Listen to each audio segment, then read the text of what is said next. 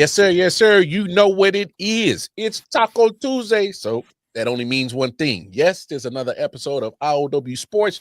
But myself, Randy Weber, we're in the building, and we got a lot to talk about in regards to the NFL. Some injuries happened. Some not so surprising wins to the two of us that happened on Sunday. It might have been a surprise to others, but not to us two. We kind of called that. It's all coming. We'll talk about that. A lot to talk about. So, hey, let's just do that. Let's talk football. Let's talk sports. It's I.O.W. Sports Show, Late Night Owl Edition, episode 408. Let's go. Yeah. Solid Hill TDS, what's up? Yeah, come on. I.O.W. Sports Network, Late Night Edition. Let's go. Come on. We about to raise the bar. Wild card mark. Everybody grab a seat, cause you know we about to spark. Late night sports talk. Modelo Le Cigar. Man, you don't wanna start. Wild card mark. We about to raise the bar. Wild card mark. Everybody grab a seat, cause you know we about to spark. Late night sports talk. Modelo Le Cigar. Man, you don't wanna start. Wild card mark. Hey. L Boogie with the hot flame, ashtray full of top names, little tree for your membrane. This the night hour time frame. I just snatched up a 6-pack, got my hands on a lid pack, whipping up a little batch of snacks.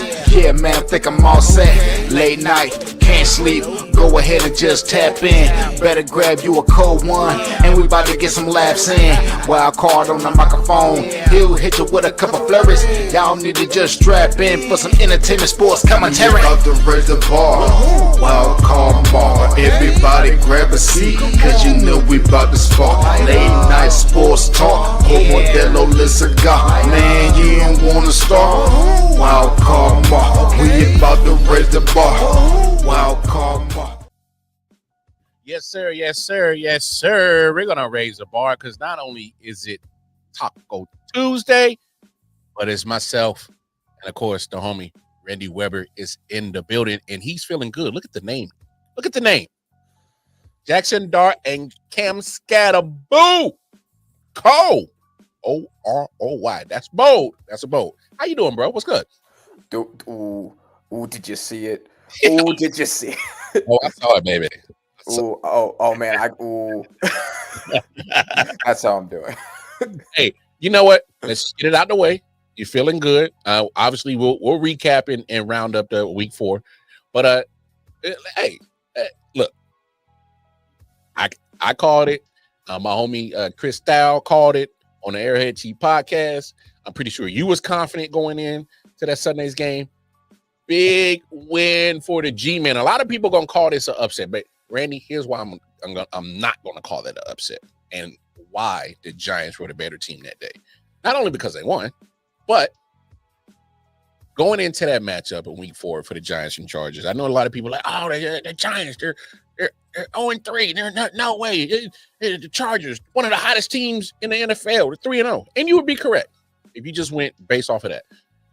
But if anybody that watches, and I've been watching a lot of football. Obviously, people know I'm a Chiefs fan, but I've been watching all the NFL. And rightfully so, because we got a podcast. If we're going to talk football, I want to be knowledgeable. All right?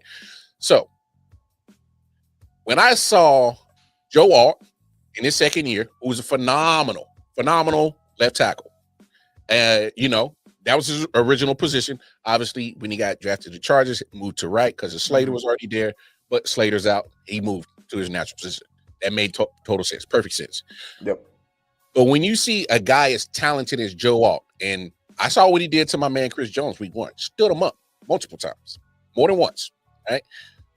Dominated Chris Jones. Dominated that whole front four of the Chiefs. It didn't matter. If they was on Joe Alt's side, they wasn't getting nowhere close to Justin Herbert, and they weren't making no plays. All right, cool. When Nick Bonito of the Denver Broncos put Joe Alt in the washing machine last week, I mean, the weakness I saw in Joe Alt, he can't handle the speed rush like a Nick Bonito. Can't do it. All right. Now, imagine another great speed rusher. Another great speed rusher. So take Nick Benito and put 3 of them on the Giants because that's what they got. All right. I'm talking about Abdul Carter. I'm talking about Brian Burns and Thibodeau. But and then of course, we ain't even said Sexy Dexy. Pause.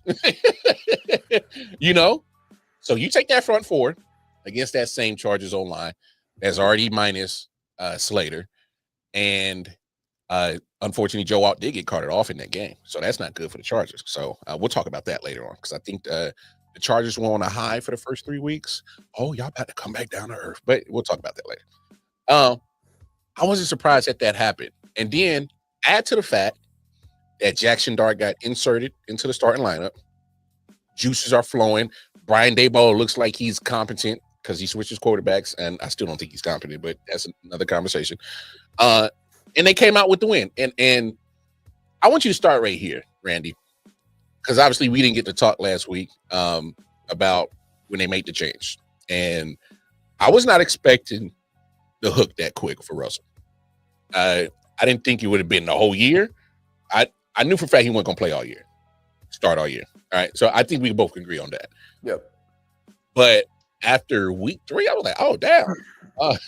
Okay. Well, I make sense. Brian Daboll, you need to save your job.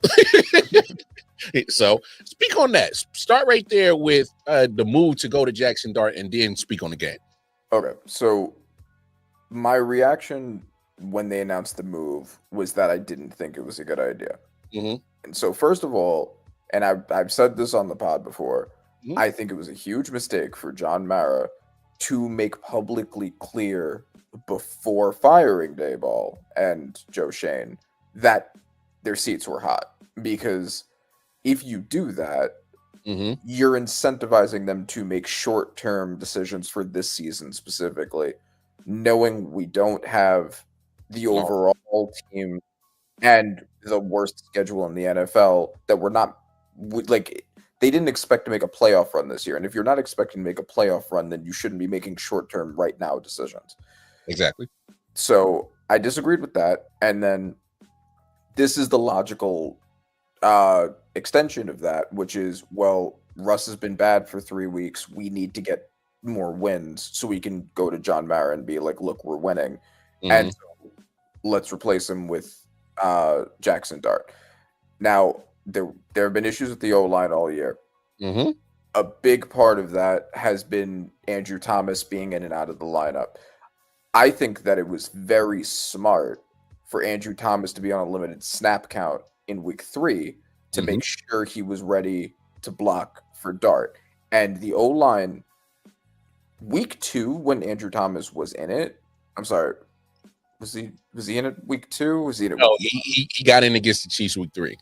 Week 3, okay, right. So the O-line was still bad, but he was also going in and out of the lineup. The O-line looked significantly better, even though the Chargers got 6 sacks in that game. So it didn't look good, but it looked better than it had when Russ was playing, for the most part, particularly weeks 1 and 3. You saw in week 3 how much of a downgrade it immediately was visible when Andrew Thomas got out of the lineup. And if you would risk him re-injuring that foot, that could have been a disaster for Jackson Dart. He comes into the lineup, and they're not good, but they're comparatively serviceable to the way that they'd been. But I was against it for the reason of, we're going against one of the best teams in the NFL with an O-line that's really questionable. I don't want this to mess with his development. Now, Jackson Dart played very well, and I'm thrilled that he played very well. He played basically just like he had all preseason, where he was the preseason MVP.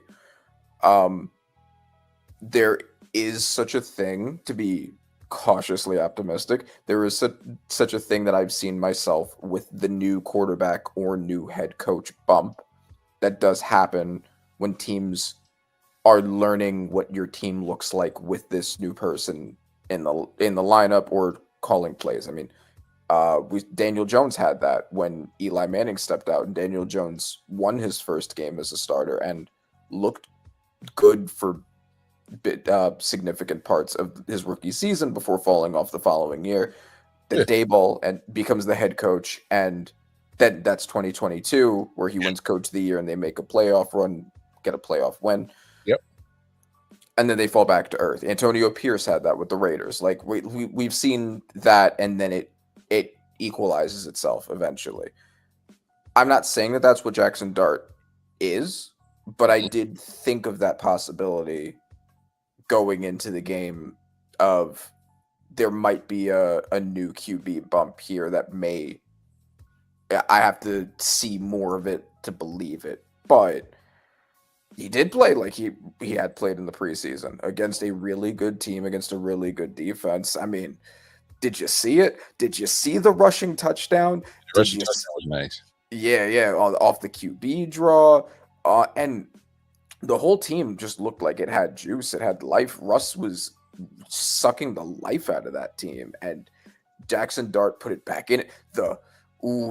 Did you see the Dexter Lawrence interception? Did you see? Oh man. Did you see the Andrew Phillips interception? Did you see the sacks from Brian Thomas, from Kayvon Thibodeau? Andrew Phillips. Bounce back game, because he was getting picked on against Kansas City.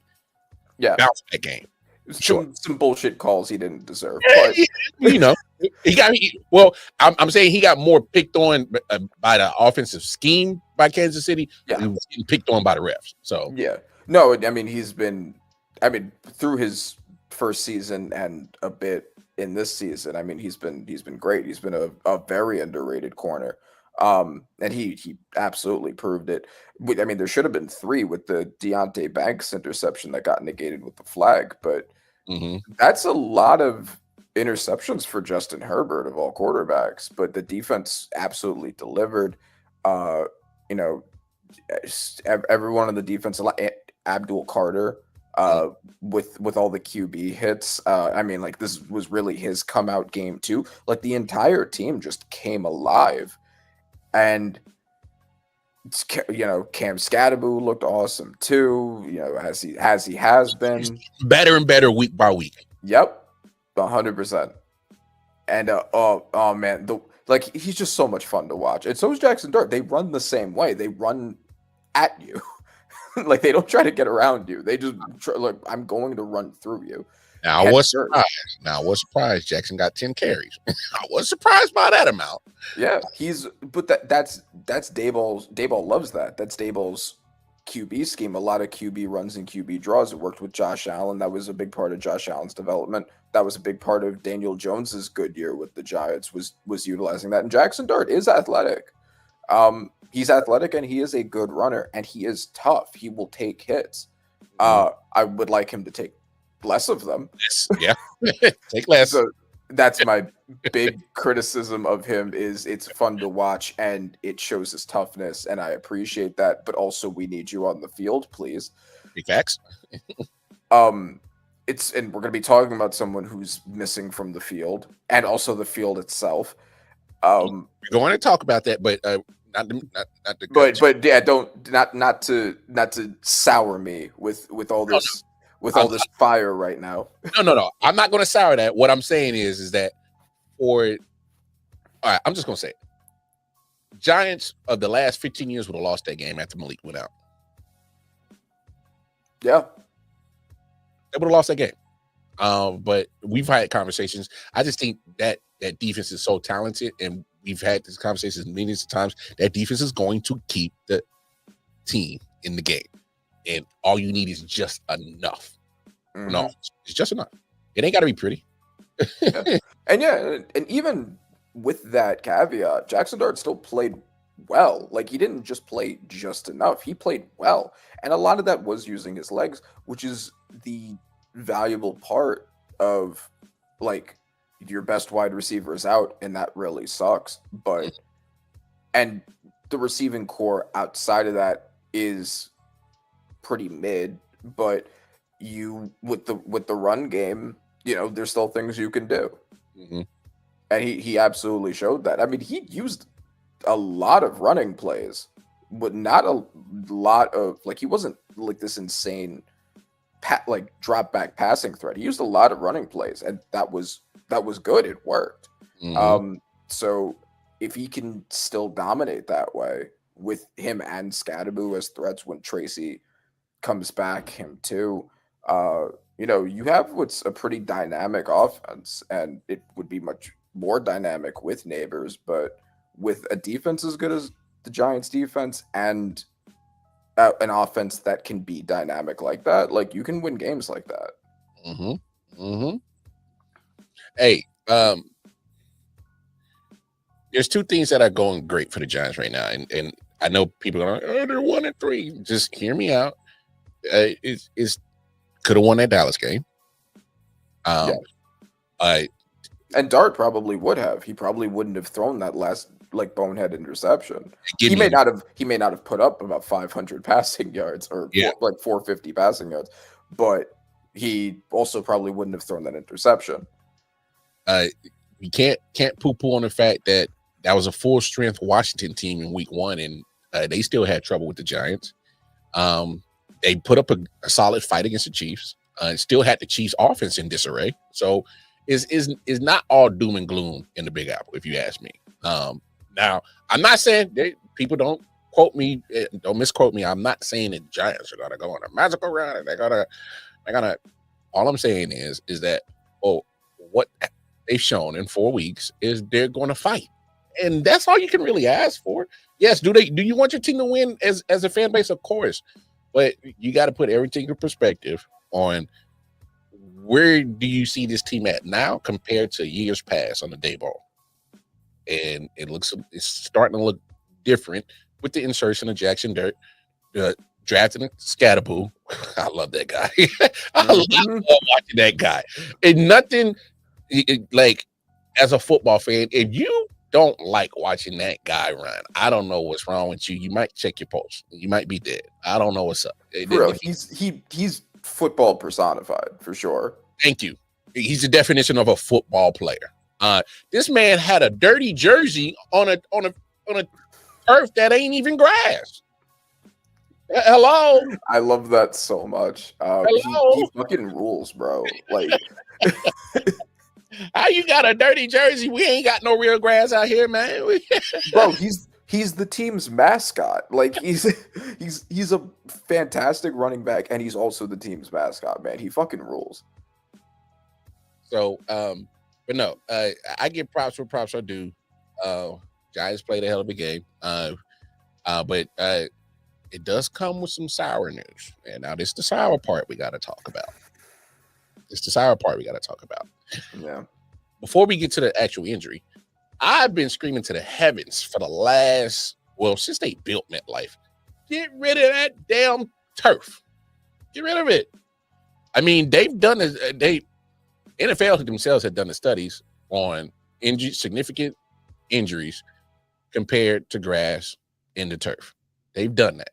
And it's not even close on how many more injuries you get more on the turf than you would on natural grass. It's not even close. All right. Take that into effect. And then let's also look at the point where it's not just the Giants who struggle with injuries, the Jets. Mm-hmm. It's the common denominator. Oh, they play in the same damn building. How about that? Okay. Even if you take the Jets and the Giants out, there's a lot of significant injuries to visiting players that go to that stadium. All right. So what's the common denominator, NFL?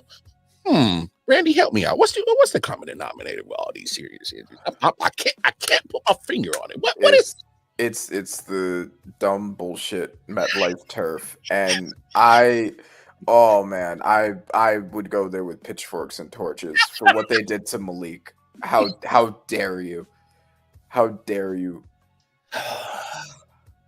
Now, and like I said, I'm not trying to poo-poo on the Giants, but losing him, oh yeah, for sure, huge loss. And I don't know what kind of devil magic you put on that as soon as we trade and I get him, this happens immediately. Sidebar, y'all. Malik Neighbors was killing it for me for the first 2 weeks. He did okay week 1. He killed it against Dallas for me. He didn't do much against the Chiefs, and we didn't make the trade, but you already sent it to me. So me and Randy are both in the same fantasy league. And before the Chiefs-Giants game, he sent me that trade. He sent me Rashee Rice and Travis Kelce, and I gave him Malik. And I don't know what the hell happened. What told me to just make the trade? Well, because I only accepted the trade because of the potential of Rashee Rice post suspension. That's the only reason why I took that trade. Yeah. And obviously, for those who watched the Sunday night watch along with us, it was, I'm like, damn, man, like, dog, you can see the defense made sure that, hey, focus on number 1 over there. If we take him out, it's a different team. And you got what you got on that Sunday night game. But yeah, man, I don't know. I guess the fantasy guys was on my favorite that day, but because soon as he went down, I texted you. Yeah, bro. Yeah, no, that's crazy. But like, of course, that's exactly what would happen. That's a big blow, man. Yeah, and if I'm the Giants, come on, man. Yeah, no, I mean, it sucks. It's horrible. He's clearly the best player on the offense, and I mean, as far as skill position players go, maybe you can debate him and Thomas, but the skill position players is obviously the best, one of the best wide receivers in the NFL. To put up insane stats with bad quarterback play last year, all of that, we know all that. Mm-hmm. In terms of ways to get around it, like I said, Jackson Dart with his legs. Week 2 showed that Wan'Dale Robinson can be used as a Malik light when necessary. Mm-hmm. Darius Slayton does have some deep threat potential. These are not like adequate 1-for-1 replacements to Malik Neighbors. Obviously, nobody is. But if you need someone to play that role to a lesser degree with a lot of QB draws and sneak plays, mm-hmm. then maybe they'll be able to get away with it. I mean, thankfully, we're playing the Saints next week, so that's a good game for us to get a chance to experiment before we have to play real teams. True. So yeah, maybe there's something there. Maybe we can do something to fix this. My biggest problem I got, Randy, how many more significant injuries to your key players are going to happen in that stadium before both Giants and Jets say, hey, we got a common denominator here that's happening to both of our teams in the same building. Damn NFL's, because you don't need NFL's permission to change the surface of your field. No. We just need a popular uprising. Like, we need to go there with pitchforks and torches. Where's John Mara at? With a big guillotine. Randy, where's John Mara at? I don't know. He's about to be looking at this guillotine if he doesn't fix this shit quickly. For the FBI, that is a joke. That was a joke. It was a joke, yeah. But I'm just saying, for real, like at one point, do you say, hey, man, damn the financial part of rather going from turf to field, I ain't giving a damn about that. I'm talking about how many more key players on my team, which is my investment. I know you're going to make money regardless whether you suck or not, but still, I would like to keep my fan base on my side. Bro, and you make more money when the team is winning, competitive. Yeah, bro. Like last year, I went to see the Giants Saints game, and the tickets were like $80. Like, you could sell those for like $200 if you're doing well, or at least competitive. Like, so yeah, they'd make more money if Malik Neighbors wasn't hurt. People go to see Malik Neighbors. Yeah. People buy Malik Neighbors merch. Like, why are you yes, you will lose from him being on the shelf, even if it's not directly, indirectly. Mm-hmm. I'm just confused. On what point do you put your foot down as an owner and say, hey, man, enough is a fucking enough. I can't keep losing key players year in and year out, because it happens every year. You're going to lose somebody to that raggedy ass turf. And I'm just like, come on. Even the Jets, you should be raising hell too. Yeah. You're often one of the often injured teams because you're playing half your season on that trash field, man. Aaron Rodgers 2 years ago. Hello. I don't. You got to say enough is enough, and I need to do something about it. And to be honest, like you said, it might have to be an uprising and say, "Hey, John Mayer, we gonna boycott your ass till you get rid of this shit." I mean, if that's how far you got to take it in this whole beer, I'm just saying he needs to understand, and he can't be oblivious to this. Come on now. No, he's not. He knows. He's just, cheap like owners are. But yeah, if you're smart, you make the investment. You cheap bastard. But we'll move on because you're not the only team dealing with some significant injuries. Last night, in a terrible injury, Tyreek Hill went out for the season. I don't think I'll be honest, even if he was still there, the most that the Dolphins would have done was put up numbers, maybe. Yeah. I don't think they still would have been as competitive as some of your upper echelons, or even your middle of the field teams. Oh yeah, they're a bottom team with or without him, but they're a bottom team without him. But I think we got to have this conversation. Tyreek Hill, now 31, significant injury. This is probably his first significant injury in the NFL, if I recall. He'll be 32 at the start of next year. I'm not saying he's done. I'm not saying that. But it's a lot harder to be 32 and think you're still going to have that elite speed with a significant knee injury like that. That's all I'm saying. I'm just putting it out there. I mean, he has talked before. I think it was before last year where he talked about, like, I'm just going to let this last contract rock. And then after that, like, he was open to the idea of retiring. This might be the thing that pushes him in that direction. Oh. Ooh. I still think that'd be a kind of a sudden move for your first injury to just go ahead and call it quits, but I understand it. The point you were already thinking about it before then, and like you hate the team that you're on right now, which he's made very clear. Yep. He could always go back for one last run with the Chiefs, like everybody wants. That's crazy, Randy. Okay, it's funny you said that. I know. Everyone's been fanficking that. Oh, no, Randy. I literally came up with a conspiracy theory after that shit happened last night. And I talked to wifey, and I said it on Airhead Cheap Podcast with my man Chris Dow earlier tonight. I said, now, it's just a conspiracy theory. Obviously, there's no validity to it, no substance at all to it. I was just talking. I said, with a significant knee injury to a will-be 32-year-old, I haven't looked at his contract situation. Depending on the guaranteed money left, they might be willing to eat and just say, hey. And then, Chiefs being the Chiefs, hey, Tyreek, do you want a 1-year prove-it deal coming off that knee injury? It's just a conspiracy theory, so it's funny that you said that. Yes. Because I don't think it won't happen.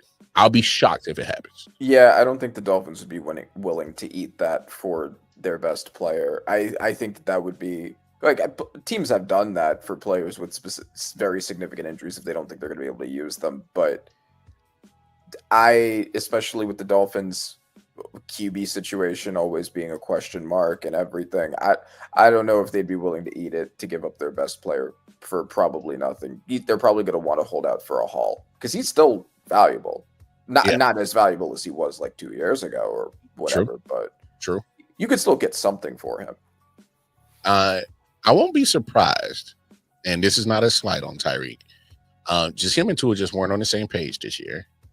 Don't be surprised if Jalen Waddles, or obviously it makes sense now. He's the number one, and he is paid too. They did give him some money. Which is another issue with the eating cap, because they do have money tied up in other places. So I'm not sure. Again, just looking at that chemistry that was hard to get together between him and Tua, but Tua's had no problem getting the ball to Jalen Waddle at all this season. That's no problem.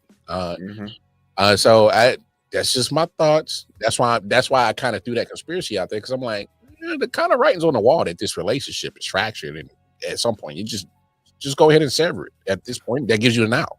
Yeah, I mean, Waddle is a lot like T. Higgins in that he is talented enough where he could be a wide receiver one on a lot of teams. He just hasn't been because Tyreek Hill's been there. But yeah, I mean, if they wanted to get something for Tyreek and wanted Waddle to be the one big, heavy paid wide receiver on the team, I don't think that that's necessarily crazy. You know, like, you still have him, you still have Achane, you know, the skill position issues were not the big issues with this team. Yeah. So, I mean, it's unfortunate. I do want to send some good positive vibrations towards Tyreek Hill, because when I saw that injury live, I was like, oh, I had to turn away for a second, because he went this way, his knee went that way, and it was bad. So I don't know how you feel about his reaction after he got up, because I know a lot of people are making kind of narratives around it. I don't know. I'm not reading too much into it. I'm just not. That's just me. To remind me what he did when he got up. Well, pretty much once he got on the stretcher, or not the stretcher, but the cart, it was more like he let out like, yes, and he's smiling and he's saying peace to all the fans.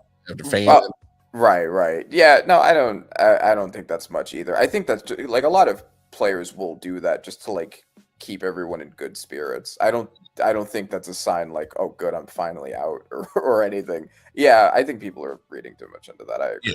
Now it is easy to interpret it that way, right? It is, because when you got the circumstances of the fractured relationship between him and Tua and the Dolphins coming into the season, I can see why they made that narrative. But I'm just not one of those people that's going to read too much into it and act like there's such a big hoopla. Like, oh my gosh, Tyreek's happy he's injured. He ain't got to deal with the Dolphins and Tua. I don't think it's that deep. I don't think it is. No, I don't think that he is happy that his leg is in pieces just to get away from the Dolphins. I think if he had to choose, he'd probably prefer to just play the year out, if I had to guess. Yeah. Also, shout out to this year's injury. Yeah.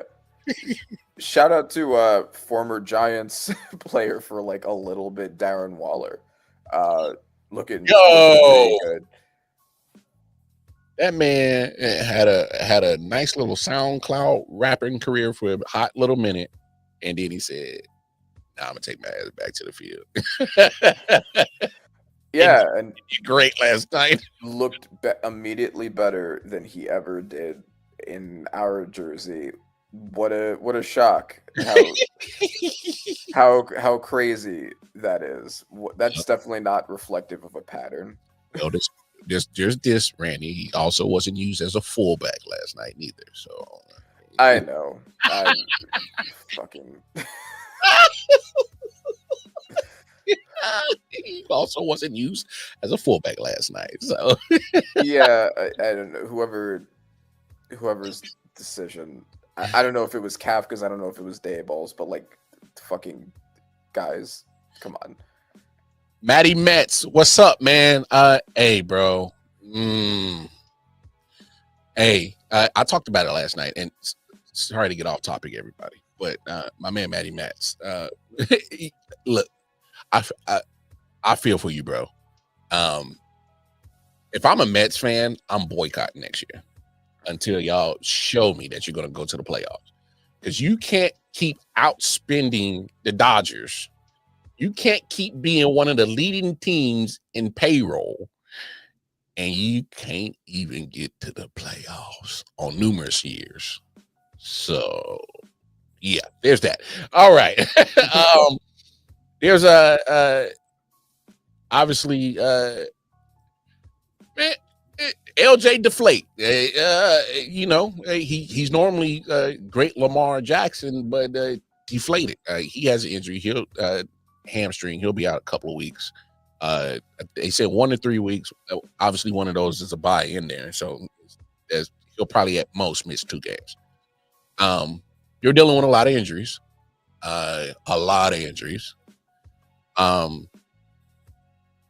But what's different with the Ravens when it comes to injuries? Because we've seen injuries to the San Francisco 49ers on a normal basis. They find a way to still be a competitive team. We've seen it with a couple of years ago, the Browns had everybody hurt. They still make it to the playoffs. So we've seen teams that are just riddled with injuries still be competitive and still keep the main thing. Why are we having such an issue in Baltimore when it comes to injuries and I get it, hey, folks, especially you Ravens flock, don't come at me. I understand your injury list right now. I've seen it just as much as y'all have. But I saw a team in Kansas City go to the Super Bowl with significant injuries too. Yeah, okay. So nobody, certainly not me, expected the Ravens to look like they've looked. Certainly didn't expect 1 and 3. I think it is important to remember, because I put my power rankings up now in the group earlier today, and I put them in the tier of should be better than they've been, and I still do think that's true. I think that we have to remember that the teams that they lost to are the Bills, the Lions, and the Chiefs, with Xavier Worthy back. The 49ers have not had to play those teams. True. And I do not think they would have won against those 3 teams if those were the 3 teams they played with the injuries they've had and with Mac Jones. Good point. Or Brock Purdy even. But that's something that's important, because I mean the Bills game was a miracle, right? Like they should have won that game. I don't think that's reflective. It's reflective of defensive problems, but it's not reflective of the team being bad. That was just insane. And then the Lions and the Chiefs were both the fact that they got absolutely mollywopped by the Chiefs, and then they also got mollywopped by the Lions in the second half. That was really surprising. Yeah. With the defensive personnel that they have, you wouldn't expect it. Even, they did have a lot of injuries over time, but their defense was already looking bad before then. Thank you. And that's important to remember. But I do think that once Lamar comes back, when they start playing more teams that are like not necessarily Browns level, but even like mid teams, they should be able to. They should have a respectable enough record. They should make the playoffs. They'll probably still win their division, like looking at the state of the Bengals and Browns. Oh my goodness! So, and I'm not sold on the Steelers, Nathan. No, I'm not sold on the Steelers. I think the Ravens probably still should win their division, but they were the Super Bowl favorites, and they're definitely not now. I don't know how they turn it around here. Aside from just doing shaman rituals to get everyone back, and even then, like maybe there's defensive coordinator issues, maybe it's coaching. I don't know. I don't really know. This is one of the weirdest situations of the NFL, that the Ravens are 1 and 3 with the roster they've had, and with Lamar Jackson playing out of his mind for the most part. You know what, Randy? This is the part of the show that I actually bring up something that we talked about before. That I'm going to give you props, and I was a little shocked. And I don't know if you remember this conversation. A couple of weeks back, we had our, coaches on the hot seat conversation. And there was a name that you brought up. What was that guy's name that you brought up? John Harbaugh. Okay. You got to start talking about it now. And not just us on our platform. I'm talking about the narrative and the whole internet. You got to start talking about it now. Because the fact of the matter is, when you don't win the Super Bowl, or don't even get to the Super Bowl when you're at your best, all right? We got to remember 2 years ago when they had the Chiefs in the AFC Championship game in Baltimore, they had a top defense and a top offense. All right. You turn around and you don't get to the Super Bowl. Then the next year, you can't get past Josh Allen. So your take on that one is looking pretty damn juicy and pretty on par right now. Because the fact of the matter is, and almost a similar conversation that I when I brought up Sean McDermott. When you can't get past that same hump, and he can't get past two humps over and over and over and over again, at some point, all right, this voice, the head coach, he's either not motivating the locker room enough, or they're starting to tune him out. At some point, management, you might have to have your conversation in your inner circle and say, hey, man, we love John. Thank you for the Super Bowl in the early 2000s, 2012, 2013. Thank you. It was good. Thank you. You made Joe Flacco a Super Bowl champion. Thank you. Sent Ray Lewis out on a high note. Thank you. Ed Reed. Thank you. But you've been there for a minute now, John. And that Super Bowl was 12 years ago. I have since hung my jersey up in the rafters. I don't want to be a player no more. I got a whole family now. That's how long it's been. And I got a 10-year-old. That's how long it's been. So we've seen this before with coaches who've had a good amount of success, and John Harbaugh's had his fair share of success as the coach of the Ravens. But at some point in time, the same show ain't the same show. It's stale. It's stale. And it's a lot like this is, I think, a really good parallel. This is like the Knicks firing Tom Thibodeau. It's a very similar situation where you're still winning a lot. You're still, I mean, not this season so far, but overall, you're still winning a lot. Mm-hmm. You're still making the playoffs. You're still getting some playoff wins, but you need someone who can get you to the final stretch. And John Harbaugh has not proven to be that guy. And it's one thing because a lot of hot seat lists just have the coaches of whoever are the worst teams. Mm-hmm. And there's reasons for that.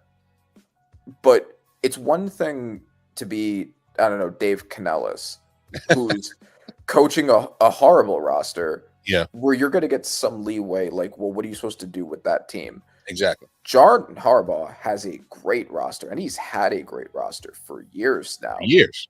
And poor playoff performances, weak playoff record, losing games you shouldn't lose.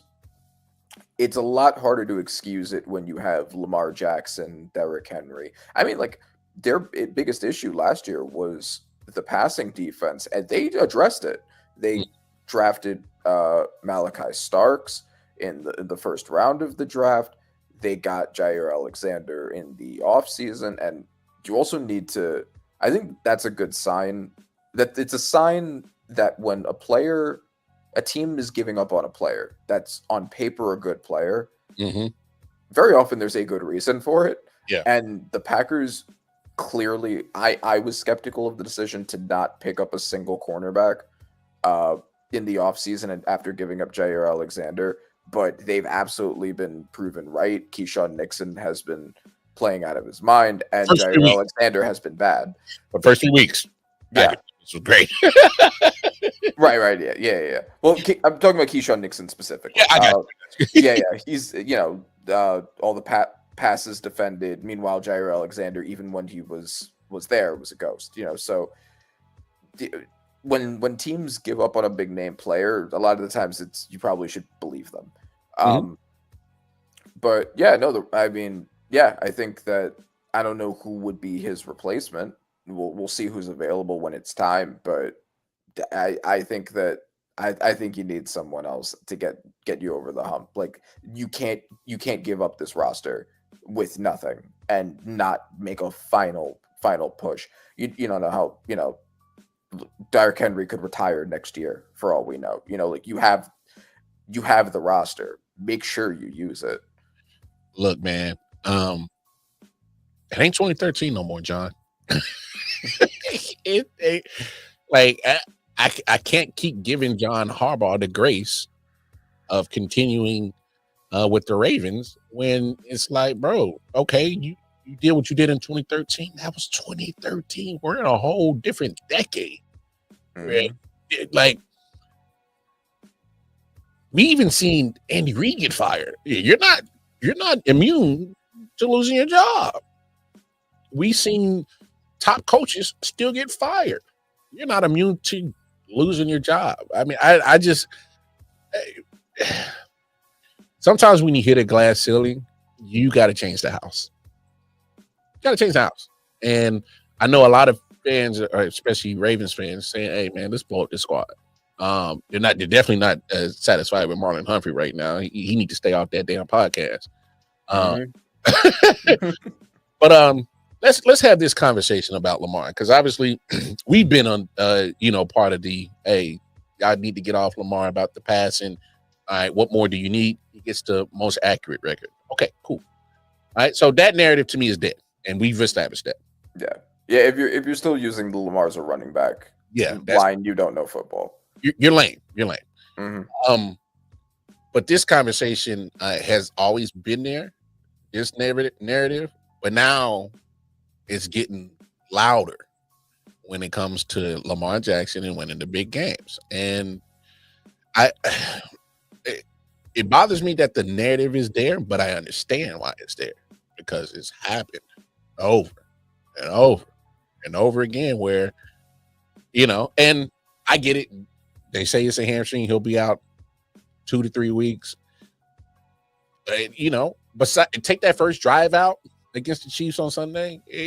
Lamar Jackson was pretty pedestrian in that game. It was. No, it's true. And it's a mixed bag, because earlier in his playoff career, I think he deserved the playoff Lamar title. He definitely did over time become a better big game player. You can see it, right? Like he was winning more. Like his playoff record gradually, it was very bad in his first couple of playoff starts, and the past couple of years it was better. He won a playoff two years ago when they were the 1 seed. He won the playoff game handily against the Texans, and then a lot of stuff didn't work in his favor. The really dumb Zay Flowers, the couple of moments there, like he kind of got screwed in that game. Didn't play incredible, but that wasn't the reason they lost either. And then you have last year where they win a playoff game, and then they go against the Bills. He has a bad first half, and then he has a really good second half, and then Mark Andrews drops the ball. Right. Mm-hmm. So there are times where it was his fault. There were a lot of times where it wasn't his fault. If you look at this year, it was not his fault. For the Bills, it was not his fault for the Lions. I agree. It was that, and it's so weird because they did throw so much at the pass defense, and that which was the point I was trying to get to. And I kind of got a roundabout way of getting to that, but they threw many assets at it, and it looks basically the same, if not worse. Nate Wickens has been playing well, but outside of that, their bigger names than him haven't been that good. I mean, it does make sense to look at the coaching and being like, you got all this talent, all these names. You got Kyle Hamilton, you got Malachi Starks, you got Jair Alexander, you got Marlon Humphrey back there. Like, what's the deal? And it's just I said this when we covered the game originally, but the way he played in the Bills was absolute Jerry West winning the Finals MVP on the losing team type of play, where you could not have asked Lamar to play a better game, and then they lost anyway. And then the Lions, he played very, very well, and just the defense just kept giving up points. Sometimes it isn't his fault, and you have to be able to look at each game and be like, okay, was this actually his fault individually, or was he just on the losing team? And he gets blamed a lot because people are that's already their prior. They're already predisposed to looking at him being like, he's a bad game quarterback. Good point. And even when it's not his fault, he will get the blame for it. Hey, and unfortunately, and that's why I say this, that's the unfortunate part, is because when you play quarterback in the NFL, you're going to get the praise when you're winning. You're definitely going to get the blame when you're losing. That's just part of the court. And I mean, what, like 10 touchdowns, no picks? Like, I'm sure it was he just threw his first interception on Sunday. Just threw his first interception. Right. Yeah, exactly. Like through this first 3 weeks. And now he has the interception. But I mean, how many? You can't ask for a better touchdown interception ratio that he's had, and yet still 1-3. Like, how is that him? Yeah, and how is it his fault? Derrick Henry keeps fumbling. Oh, and and low key, I think John is losing faith in Derrick. It was a 3rd and 1 in that game. Mm-hmm. You know who wasn't on the field? Yeah, Derrick Henry. Mm-hmm. They've been using Justice Hill more. Yeah, and that's not a slight on him because I think Justice Hill is a solid change of pace RB2. That's his job. It's always been. He's one of the better RB2s in the NFL. I agree, 100,000%. But the fact that you didn't put Derrick Henry in on a short yardage situation, and to be honest, and historically, Derrick Henry doesn't normally have good games against Spags and the Chiefs, but the guy was averaging 5.3 yards a clip. He only had 8 carries. Now, I'm not a GM. I'm not a coach. I don't get paid millions of dollars to make these decisions. But there's one thing that I do know. And I watch a lot of football in my 38 years on this earth. Fact of the matter is, when you see a guy that's averaging 5.3 yards a carry on 8 carries, 42 yards, I kind of might want to keep feeding that guy the ball. Just saying. Mm-hmm. And I understand. Fumbles happen. But when this guy is producing like that and you go away from him, that's telling on how your coaching staff feels about you. That's just how I'm taking it. So yeah, and that it does hurt the whole team when he's not playing at his best, because the big point of bringing him in to put next to Lamar is you have the most insane running back and running quarterback duo you could possibly ask for, and nobody knows how to defend both of them. If you're not sure what you're doing with Derrick Henry, when he's on the field, he's fumbling, and then you have to take him off the field, you're losing that element. And not that Lamar's always needed it, but that has absolutely unlocked both of them and taken both of them to the next level. So yeah, I mean, you're losing that, and that, that sucks. Yeah. But when it comes to the Ravens, and I think that's what I said is the unfair part about putting all the blame on Lamar, because he has been playing well. But I think the bigger injury is that Madubuike. That, and now he's done for the season. That's more to me. That's and not people don't misconstrue what I'm saying. Obviously, Lamar Jackson is important, and he plays the most important position. Mm-hmm. But you can see how when Madubuike ain't there, how easy it is to run on this team. And if you can't find at least an adequate solution, teams are going to continue to repeat the same trend. They're going to keep running the ball down your throat, and they're going to say, hey, all right, I'll take a 16 play drive, eat up 11 minutes, and keep Lamar's ass on the bench. And there's nothing you can do about it. Not a damn thing. So I think that Madubuike injury is more significant than what the Ravens are trying to lead on, because I don't think they have this. Obviously, they don't have the solution in the building, because since he's been out the last few weeks, they've been getting just dog walked on the running game. So you got to do something. Got to do something. Let's round up week 4. Some of the bigger headlines. I talked about it last night. I don't know how you feel about it. Get rid of these fucking ties. All right. Yeah. No, the NBA is double overtime. I don't know why the NFL can't. Just keep going. Randy, they don't have ties in high school football. Hey, Randy, they don't have ties in college football. Why on a professional level? And I said this before on other podcasts between now and Sunday since it happened. If I'm a professional athlete And think about all the sacrifices you make as a professional athlete. You're sacrificing time away from family and friends. You're sacrificing your body. You're putting blood, sweat, and tears in this shit, trying to get your body in peak. Well, majority of professional players try to get their body in peak shape. And why the hell am I doing all this? To go fucking tie.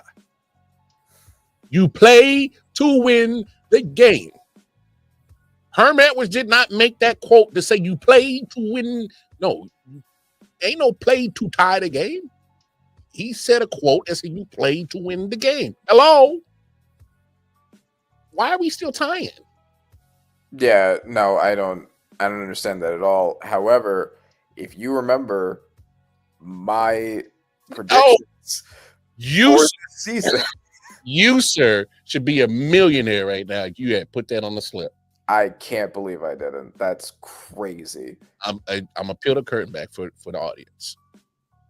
Obviously, me and Randy are in contact through the week pretty often, and he actually put this on the show, and we put it up coming into the season when he predicting everybody's record. Guess who he gave the ties to? Just take a guess, y'all. Oh, the game you just saw Sunday night. Literally. Called it. I am an oracle and a sorcerer. And I have proven this. I have given evidence of this. You should have put that on a slip, my dog. Oh, my God. I can't believe it. And the thing is, the reason why I didn't was because that was my pre-Micah Parsons trade prediction. Way before the Parsons trade was thought of going through. Yeah, I wouldn't have picked it. No, I would have picked the Packers winning. No, after the trade, but the fact that the trade happened and then they still tied. What does that say about the Packers? Okay, so let's talk about the Packers a little bit. They were talked about after week 2 as like, oh, this is like this is the team that might come out of the NFC, and then now they lost to the Cleveland Browns, and then they tie with the Dallas Cowboys. Yeah. I'll be honest. Of course, them losing to Cleveland, I was semi-surprised. And only reason why is because I figured that they would muster up enough offense to win the game, and they only put up 10 points. And that, to me, that's just more credit to how great that Cleveland Browns defense is. Because I think if you ask me right now, if you're talking about best defenses, I can't go past the Cleveland Browns as the first mention. They're phenomenal. All right. Yeah. There's some other defenses. I love the Houston Texans defense. They're phenomenal. There's that New York Giants defense. New York Giants defense is pretty good. But when it comes right now, I don't think there's a better defense than Cleveland. Now they're literally keeping that what might be the worst offense in the NFL in games. Like that's insanely impressive. Like Myles Garrett needs to have a lot of looks for D point just for that alone. Like he's the reason the team is winning and ever.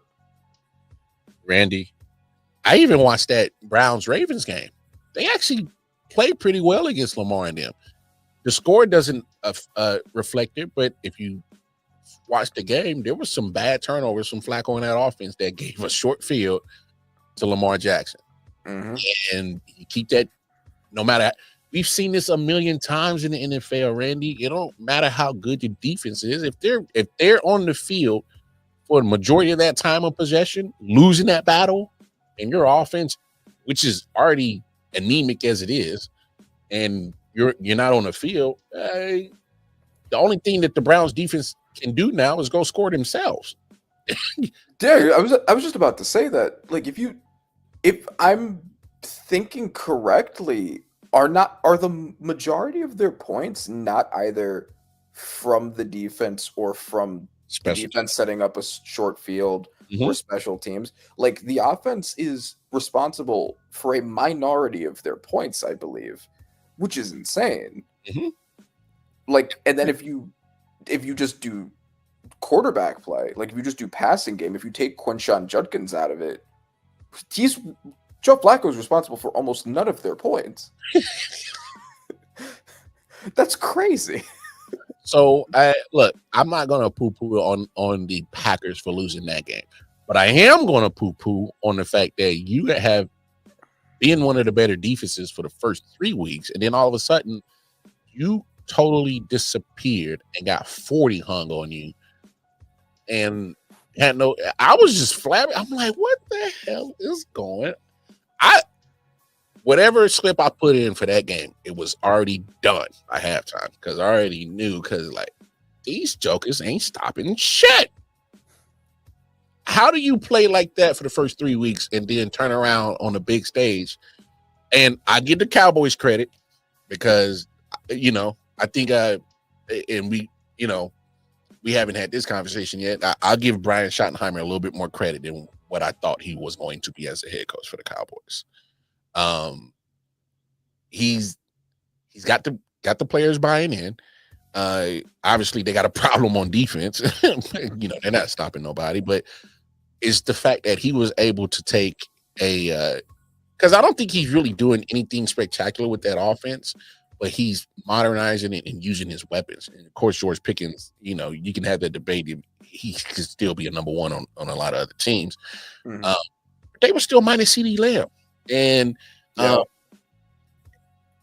just like, Packers, what?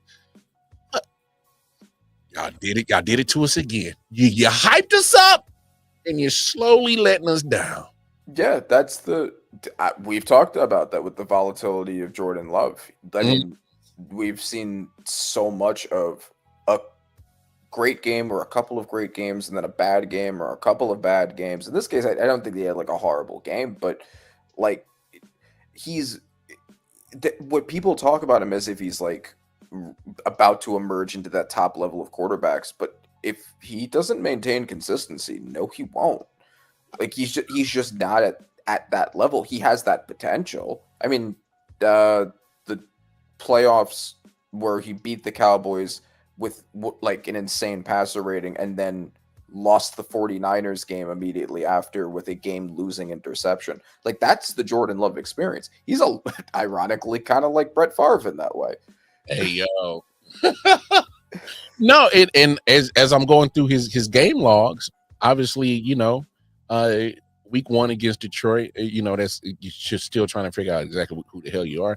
16 of 22. I'm sorry, 16 of 22, 188 yards. So he's accurate, but he didn't blow the roof off. He made the right plays. All right. Yeah.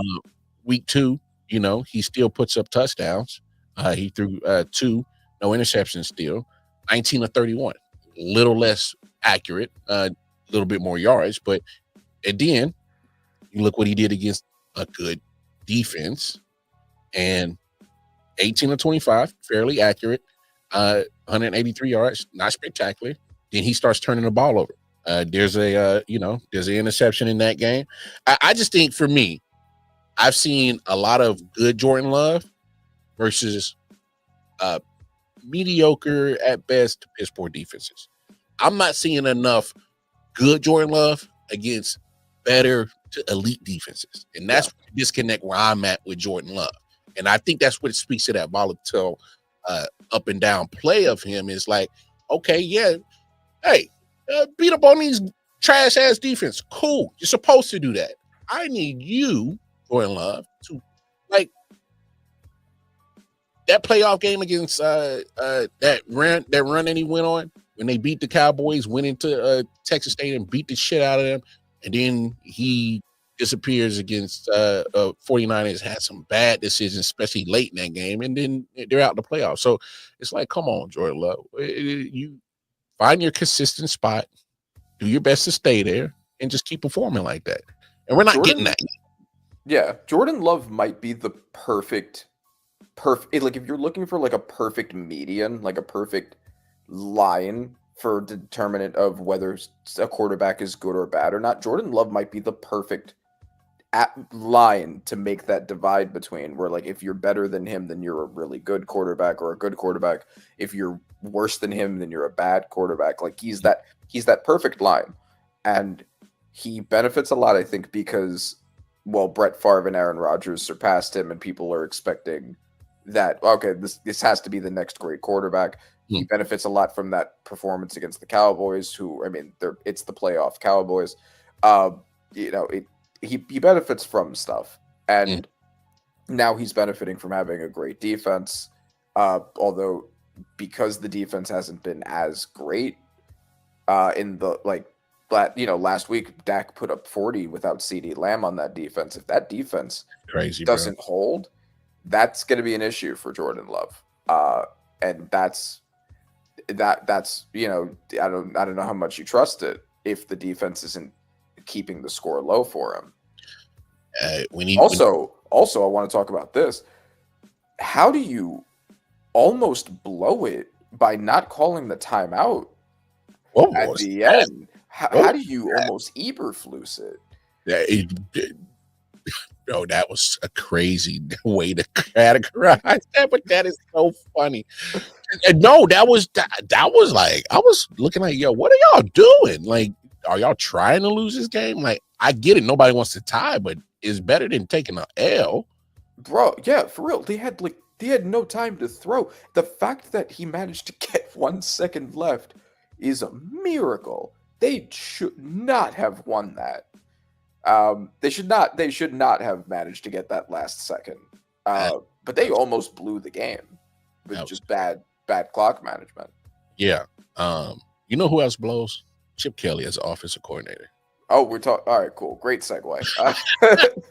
You know who blows is Chip Kelly as an offensive coordinator, or him coaching period in the NFL. Shout out to my man Chris Dow. He brought that up, and it needs to be said. He's a great recruiter in college. He's had his time in college where he'll put some damn good teams together. But he ain't never cut it in the NFL, whether he was a head coach or a coordinator. He ain't it. And the fact that he thought that he knew so much football more than Ashton Genty, he says, hey, Ashton, we're going to draft you in the top 10. But what got you here? Scrap that. And then Ashton Genty said, hey, Chip Kelly, I'm going to run this ball the same way that got me here. And poof, look what happened. Ain't that something? Immediately looked like a top 5 running back. Look good. And even with a still not a good offensive line. Oh, no, it's piss poor. And they just lost Colton Miller, who's their best tackle, and it's gotten worse. Yeah. So, and Ashton Genty performed like that behind that offensive line. So, yeah, that was the problem. It's crazy how immediate of a fix it was for him to just go back to the thing that was working. What got him to the dance should have never been taken away from him. You got to stay with what got you to the dance. And I'm pretty sure, and I think Ashton Genty, when he probably, and obviously I'm not in the know, but I'm willing to bet, because we're all humans, and I like the psychology of things. I'm willing to bet that Ashton Genty was perplexed when Chip Kelly probably came to him and said, hey man, why do you stand like that? No, stand like this. And he probably looked at him like, and to be honest, I'm just going to say this. Ashton Genty should have fought that from the beginning and said, hey, I trust me. I need you as my coach to trust me that what you're trying to do to me ain't it. You should have pushed back from the beginning. And I get it. He's probably a rookie. Well, he is a rookie, and he probably didn't want to, rock the boat. And I understand that. Didn't want to cause no strife or no problems. And I get that. Mm-hmm. But when you know you're right, fight. When you know you're right. Right. And Pete Carroll, who I have a lot of respect for as a coach, letting that happen. Oh, my gosh. Good point. To me, it's kind of showing that Pete Carroll should have never came back. I think that's a big oversight. Do you, like him allowing it to happen is a big oversight? Do you think that he's like a problem with the Raiders right now? I just think he just wasn't fit to come back and coach any team. Okay. Pete Carroll, all props to him. Won a national championship, won a Super Bowl, knows how to coach football. But the writing was on the wall when he was leaving Seattle that, hey, I can't relate to these players no more. And I don't care how many videos the Raiders PR and social media team want to keep showing him running around with the football and trying to have fun with the team. No, bro, you are almost 80, bro. And last thing I need you to do is keep running around and get your ass crippled and trying to get some kind of spark or favoritism with the team. Oh, he's such a team coach. He's such a player coach. Man, bump that. You are, your style of coaching is so outdated right now. And it's kind of like, Pete, you probably should have set this one out. You would look. Your career is your career, and I'm not saying he's going to go down as one of the greatest coaches in NFL history, but I will give him his props that he's one of those honorable mention coaches where, hey man, he's always, for the most part, had some good teams, good runs, and I'm gonna leave it at that. Don't come back and fuck all that up. So I do have to say this also. My Oracle sorcery does have limits because I was wrong about something. When I saw the Pete Carroll Geno Smith connection come back, and when the Seahawks moved from Geno Smith to Sam Darnold, my assumption was that was going to be a win for the Raiders and a loss for the Seahawks because Carroll was the head coach that helped revive Geno, and Sam Darnold was going to be going into what was a bad offensive line. Yeah. And not a Pete Carroll head coach situation. Like, I didn't think Sam Darnold going into that situation was going to replicate what happened with Geno Smith in that same situation when it was controlled by Pete Carroll. So far, outside of week 1, where Geno was good and Sam Darnold was bad, Sam Darnold has looked like the better of the two. Yes. The offensive line in Seattle has looked better. Yes. And what I think that tells me, because Geno Smith also was better in his last year in Seattle with Pete Carroll already gone than he is now. What that tells me is that what was helping Geno and what is now helping Sam is the organizational structure in Seattle that Pete Carroll couldn't bring with him. And I do think that is showing. I do think that's showing in the fact that Sam Darnold is basically playing as well as Geno did in Seattle, and Geno got worse. What do you think of that? Do you agree with that? You can't take an organization like the Raiders and think that you can just put makeup on it and think it's just going to get better. That's like putting literally makeup on an ugly bitch. And I'm sorry, you rub the makeup off on her, or even if you put it on, she's still an ugly motherfucker. The Raiders organization is one of the most poorly ran organizations over the last 25 years. Ran poorly. Make terrible decisions. They're not good at drafting. They're not good at putting their money allocated. They just cut a man that they paid last year in Wilkins and cut him before the season. For kissing people. Well, it was just, I mean, fair enough. That is what it was, right? I think, I think that was the rumor. That was part of it, and they also was mad that he wouldn't take the surgery. So there was some disagreement on that. But when you have been poorly ran for so long, and it's similar to what I was saying about the Jets, because watching the Jets, I think there's actual promise with Aaron Glenn, and there's potential that can be something. And Justin Fields actually played a great game Monday night. Yeah. When you have something that looks promising and the future looks bright, but it gets dimmed immediately because of the transgressions of your history of how it's been, that's what you get with the Jets. And that's what you're going to get with the Raiders. When you have been ass for so long, I don't care what you put in that building, and think that it's going to change anything, but it's not, because the foundation of what it is still there.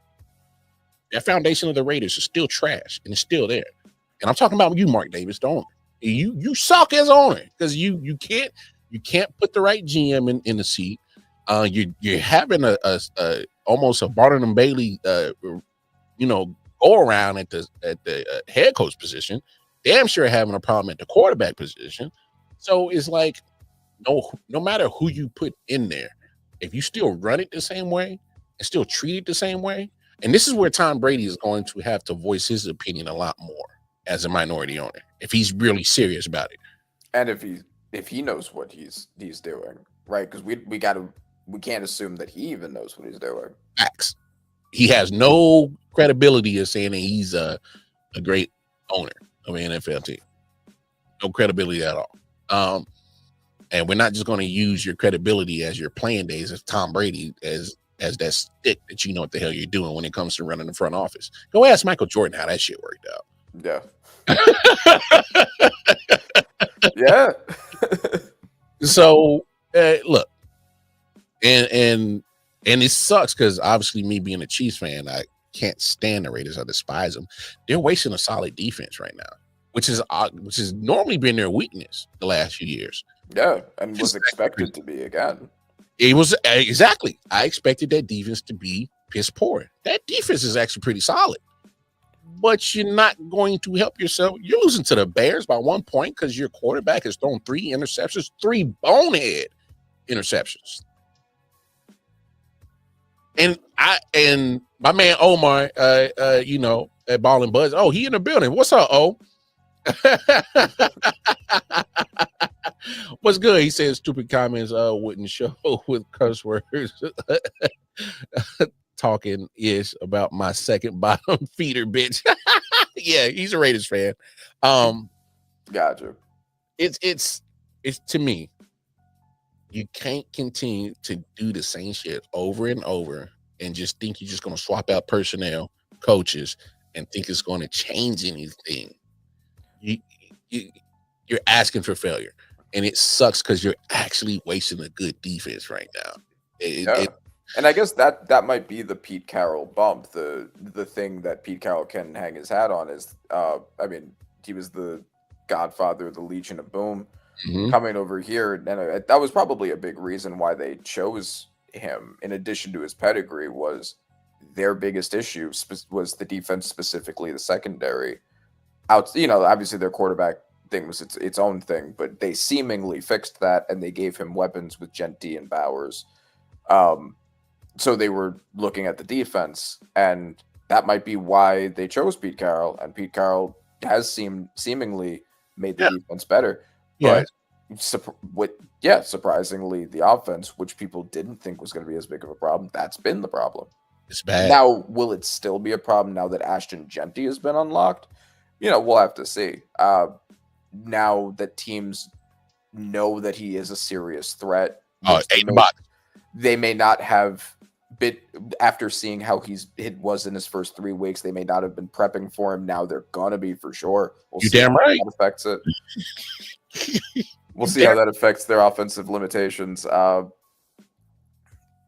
yeah, no, I did notice that as like, well, you swapped out Geno for Darnold, and Darnold looks better than Geno. So, and they have your old head coach. So we found where the good thing was and what the problem was.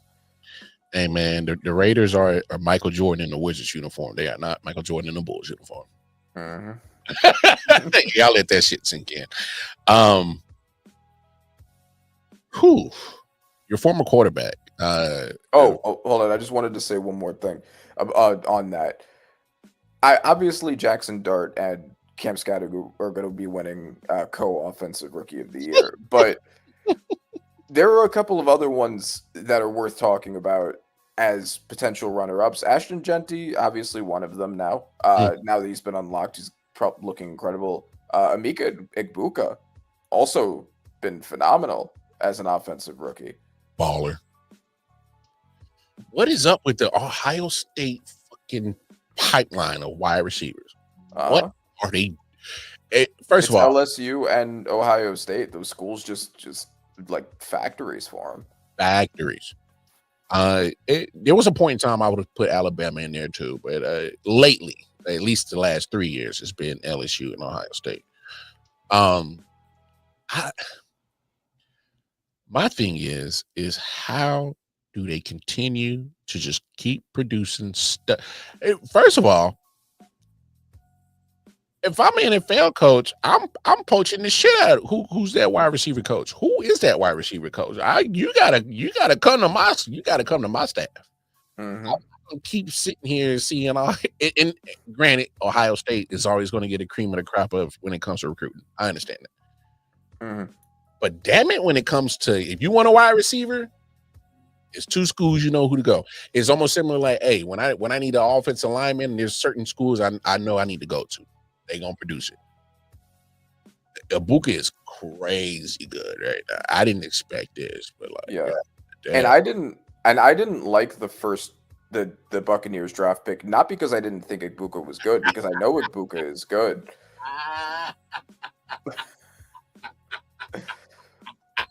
I'm just gonna. Shut up, That's crazy. That's crazy. I knew Ibuka was good. I knew Ibuka was going to be good, but I thought the Buccaneers had more pressing needs than wide receiver. But their wide receiver group was old. Godwin had the serious injury last year. Mike Evans has been out. It really, and it may have just been kind of like a hindsight thing, but it really did end up being exactly the right draft pick. You know, from a process standpoint at the time, was it the smartest choice? Maybe I would say probably still no, but it really worked out as the right choice to make, because what would Baker Mayfield be without Evans, Godwin, and Egbuka right now? And as much as I've been loving what Baker's been doing since he's been in Tampa Bay, Egbuka is, especially these last 4 games, has helped immensely. One rookie wide receiver who ain't doing too hot. He's playing with your former quarterback in Indy. A lot of noise been on AD Mitchell's head, dog. And look, I get it. I know football fans, y'all ready to jump down, especially Colts fan. The hat is split down the middle. I've seen it on both sides on social media. Half of them ready to get rid of the rookie. The other half are like, hey, man, chill out, bro. Like, he's a rookie. Like, I don't know what happened. Some people who aren't a fan of him now, they're trying to say, oh, he's trying to showboat and drop the ball. That's what it looked like, yeah. That's what it looked like. But I don't know if that was really his intentions, but it's kind of hard to, gauge a player's intentions on their helmet and watching it on TV. But it does look like that he was trying to, play with the football and it fell out. That was a bad play. But more people are more mad about that. He took another touchdown off the board. He's single-handedly responsible for 14 points being subtracted from the goal. And honestly, and I don't say this lightly, and I don't say this for every kind of mistake. These are cuttable offenses. These are cut for a player who's had his issues with these kinds of plays before. And it's not like you'd be cutting prime Randy Moss, all right? This isn't Justin Jefferson. This is AD Mitchell. Mm-hmm. Making an example out of him by cutting or trading him if someone would be willing to, I might look at that after this. And I misspoke. Hey, this is AD Mitchell's second year, so I apologize for that, folks. So yeah. Right. Yeah, second year. Yeah, I mean, if it were me, honestly, I would be seriously considering getting rid of him. Just for that, to make an example. Don't ever do this. If you wait until you are the turf below your feet has changed color before you do anything. You know what's crazy? He was actually having a good game. Yeah.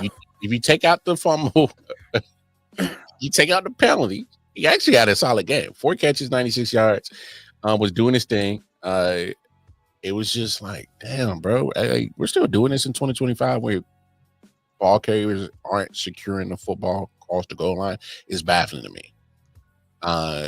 Like this is something that they teach you in fucking Pop Warner is to hold on to the damn fucking football.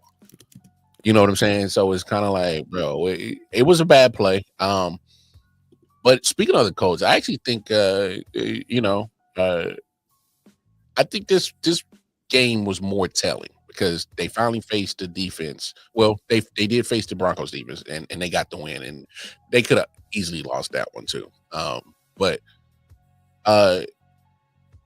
this is the part where I'm still on that bias beware on Daniel Jones in coach uniform. I'm so glad you set me up. You teed me up perfectly for exactly what I was about to say. Indiana Jones is dead. It's over.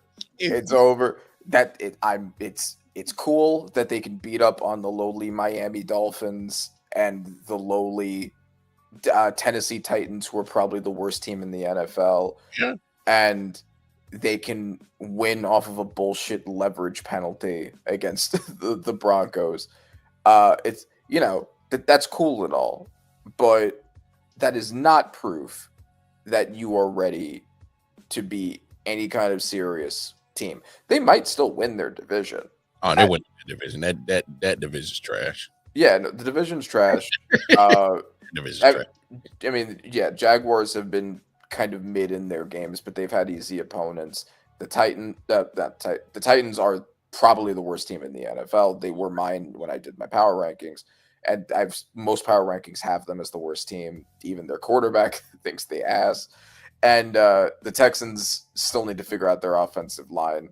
Although they did beat up on the Titans, we'll see if whatever kind of momentum that could potentially give them. But the Colts might win their division, but they're going one and done against almost anybody that could end up being their opponent. I don't see them pulling off a playoff win, even if they win. They might win that division with a losing record. Like, that's how bad the division is. So Indiana Jones is dead. The Giants won and Daniel Jones lost in the same week. So since everyone after week 1 was ready to be like, see, the problem was the Giants, it wasn't Daniel Jones. Well, look at week 4 and then tell me the same thing. Jackson Dart looked phenomenal. Yeah. And he won against the Chargers. And to even further that point about it wasn't even Malik Neighbors went to bat for Daniel Jones. I thought that was kind of odd how that comment came about, but I will say that it's just look, just like we had we just talking about how the Jets and the Raiders, functionally, if they've been piss poor, I don't care what happens, it's going to be hard to break that mold. Daniel Jones has always been a middle of the pack quarterback at best. Now I will say I think a lot of credit needs to go to Shane Steichen for actually putting him in better positions to play well, and also give Chris Ballard, the GM, credit. Gave him an offensive line. Obviously, it helps when you got Jonathan Taylor back there, and gave him some solid weapons in Pittman. Love that Ty Warren pick. That's looking good. Yeah, that's looking good. Also, speaking of Jonathan Taylor, like potential offensive player of the year candidate through these 4 weeks, he's been incredible. Leading the league in rushing so far. But we shouldn't be shocked. He didn't go nowhere. No, I know. I mean, he's always really good. I mean, he was top 5 in rushing last year. To be the best so far, probably. He's really good. Deserves a lot of credit for that. Nah, for sure. So it certainly helps Daniel. Yeah. I'm glad the Rams bounced back because they should be 4-0. Point blank period. They had that game against Philly. They should have won. Speaking of Philly, what are you making of this whole AJ Brown encrypted message? And he seems unhappy. And I had this conversation with my man Chris earlier, and he put me hip on this point, and I'm gonna drop what he said. Because I was like, because my point is, hey, if I'm an NFL player and I'm getting paid nice, I just won a Super Bowl. Yes. We're still in conversation to be one of the Super Bowl contenders. Okay, cool. I'm not getting my targets. What the hell am I bitching about? But my man Chris put me on game. And I can't believe this went over my head. And I never thought about this take. At one point, that contract for A.J. Brown is going to expire. And he's going to want to get re-up. And Philly's going to look at it. Hey, bro, your production ain't been looking too good. Why would I pay you? And I did not put that 1 and 2 together. And I'm glad that my man Chris said that, because we can't put it past these franchises to say, yeah, why would I pay you this? Look at your numbers. Yeah, and that's probably is why they're doing it. I mean, I know that they like to have Jalen Hurts just kind of rush and then pass every now and again when he needs to, but A.J. Brown was still getting quality production for most of his years there, and then to get like this, yeah, they are probably sabotaging him. And good. I hope they do that. And then A.J. Brown, and then you right there, bro. A.J. Brown's gonna be pissed. And guess who he's gonna go to? Guess what team really needs a wide receiver? Since theirs just got hurt with an ACL. Man, come on, man. They ain't gonna let that man go to and torch them for 2 games every year. Ain't no. I mean, it's happened. It has happened in the NFC East. No, you're right. You're right. But I just think that the Eagles have they're a more competent ran organization than to do that. Like, that has Jerry Jones stupidity written all over that. All right. Yeah. And by the way, I can't stand Nick Sirianni. I have never been a fan of Nick Sirianni. Yeah, not fuck Nick Sirianni. But damn it, the moment that motherfucker did the damn tush push formation and did that sweep out of it, I literally screamed. I said, "Oh Lord, they're doing different plays out of that formation. That makes that play even more dangerous." I'm sorry. Mm-hmm. Like, come on, like, really think about it. When you play the Eagles, fuck, I gotta defend this tush push. All right, here they go. They're lining up in it. It's 3rd and 1, 4th and 1. I gotta deal with this fucking tush push. Out the backfield, here comes a sweep from fucking Saquon Barkley to an empty field. Empty. Mm-hmm. You got a game plan for that shit now. Now they're gonna run all types of shit out that formation now. I'm saying we tried to ban it. Like, this could all the NFL teams. I told you, get rid of it. I told you. I told them.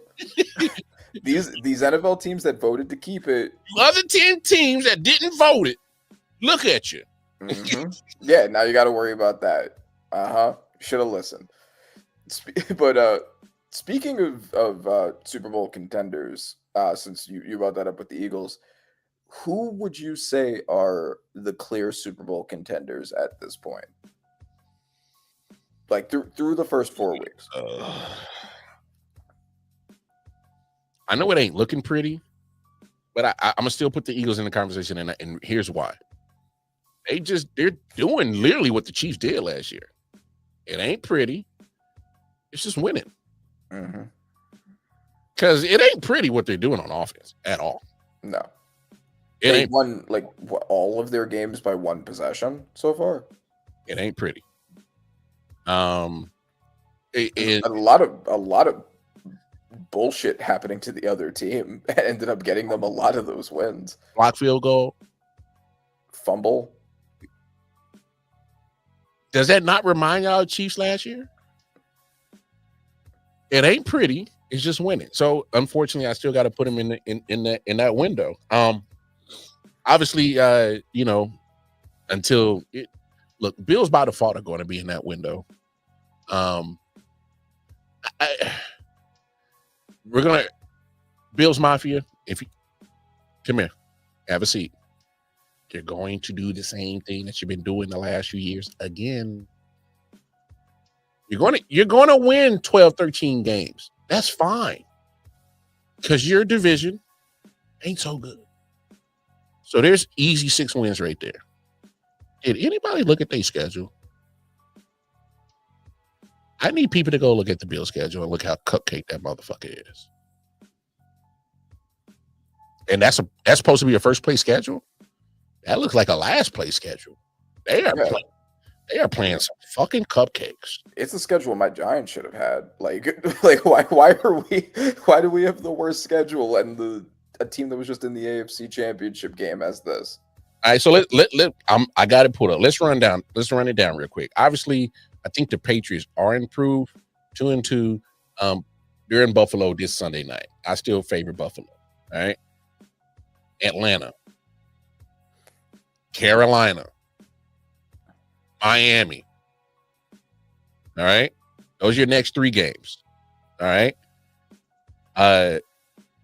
Oh, my fault. Before Miami, Kansas City. All right. So there's your first test. So in those 4 games, there's one true test in there. All right. Get Buccaneers. So there's a test right there. Texans. Anybody feel the Texans are worth the threat right now? I mean, the defense is good, but they're going to have to score. That offense is putrid. Mm-hmm. Pittsburgh. Anybody got faith in that 3-1 Pittsburgh right now? Anybody? Can I get some show of hands who got faith? Nah, my hand ain't going up. I ain't got no faith in that 3-1 Pittsburgh team. I have one Steelers fan that always bothers me on my predictions who it would be the one guy to raise it. So if David is watching, I hear you. I hear your hand going up. And that's fine. But look, the Steelers are going to back their way into a wild card spot like they normally do, but it ain't. They really ain't. Come on. Okay, Bengals. Anybody feel threatened by the Bengals right now? With Jake Browning? With Jake Browning? They got 2 highly paid wide receivers who look depressed on the sideline. Highly paid. There's at least like $400 million of depression right there, bro. I'm being for real. That's such a funny phrase. People not see their faces yesterday on that damn pitch. Yo, bro. That is not the Jake Browning from 2 years ago either.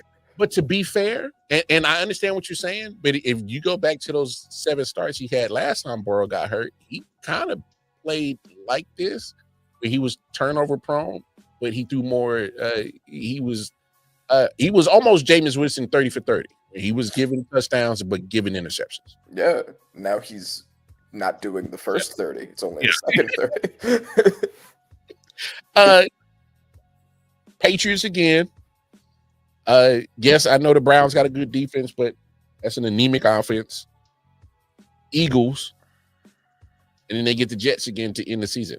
If you look at the schedule, man, for the rest on out through the season, I see literally Eagles, Chiefs, and Buccaneers are actual competitive games.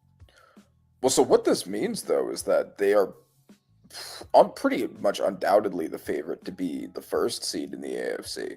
And so that means they get to skip a game, and that means they get home field advantage going forward. So that's fine, Randy, but we've seen this show from the Bills before. We've seen this show and dance. We've seen the song and dance. They're supposed to be the better team. And they'll rack up wins because they're by default, because you're in a shit-ass division. But what do you do with the rest of your schedule is what really matters. And looking at this schedule, there's 13 more games left, and only 3 of them are really worthy of mention of actual competition.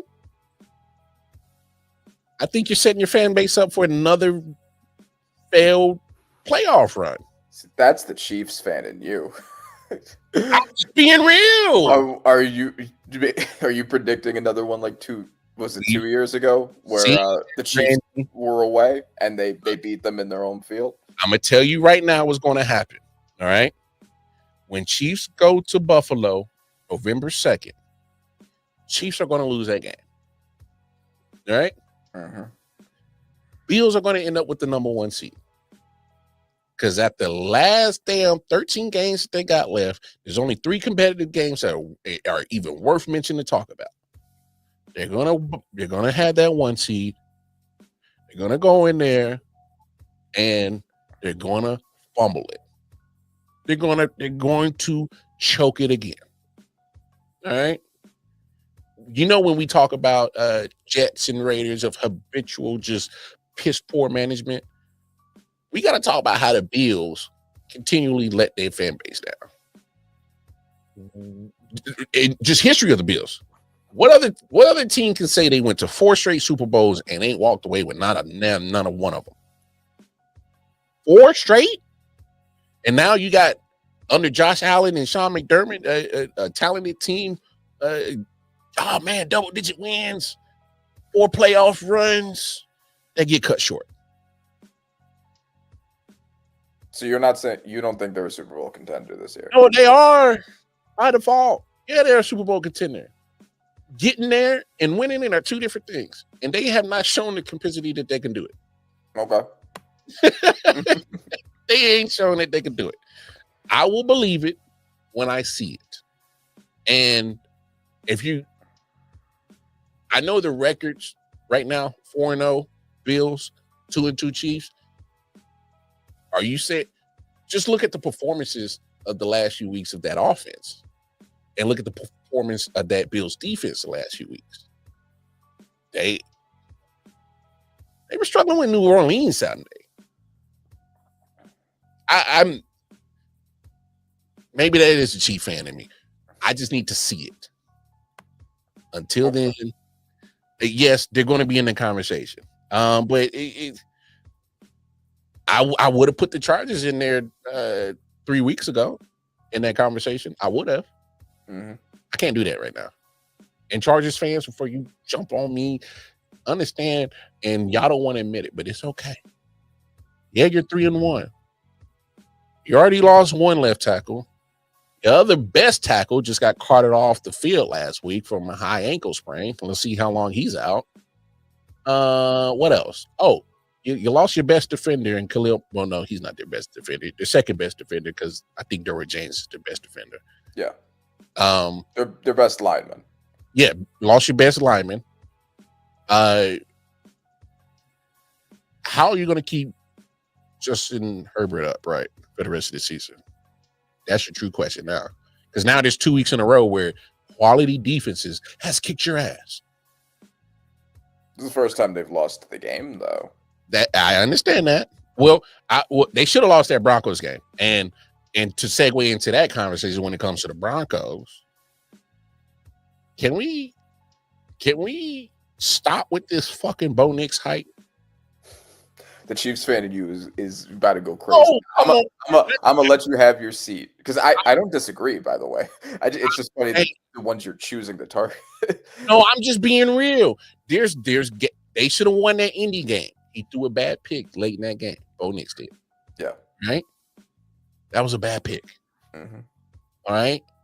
And I can't sit here and act like Bo Nix has been tearing it up. No, he'll give me 2 great quarters to back it up with 2 bad quarters. And those bad quarters are in the back end of the game, and that ain't good. Because that's when you lose or win games. Mm-hmm. I tried to tell people you gotta wait before you start dawning some of these young quarterbacks. Bo not ready yet. Bo don't know. He don't know. Just pump the brakes. He ain't there yet. I'm not going to put my Chiefs in that Super Bowl conversation quite yet, because they need to still show that they're going to shake off this bad start from the offense first. And that's me being objective. Yeah. All right. They still got to show that, hey, because you can't struggle the first 3 weeks and all of a sudden you put up 37 against a mass unit of a hospital floor against the Ravens. And then, trust me, as a Chief fan, I loved it. But I need to see that for the other 13 games. They're going to face a good Jaguars team this upcoming week. And that defense has been playing a lot better than I thought it was. And if you look at what they're doing defensively, they're actually playing good football. The Chiefs cannot lose that game. that would be rough for them to bounce back from that. But I will say it won't be a cupcake. It won't be a walkthrough. It'll. I think that game hinges on what Trevor Lawrence does. 100%, in my opinion. Yeah. But if you're asking me to say Super Bowl contenders, Bills and Eagles off rip, and other than that, you got a lot of question marks. Okay, so, and I mean, you already saw mine. I have 3 teams that I think are in that. Oh, Detroit. How did I forget? Yep.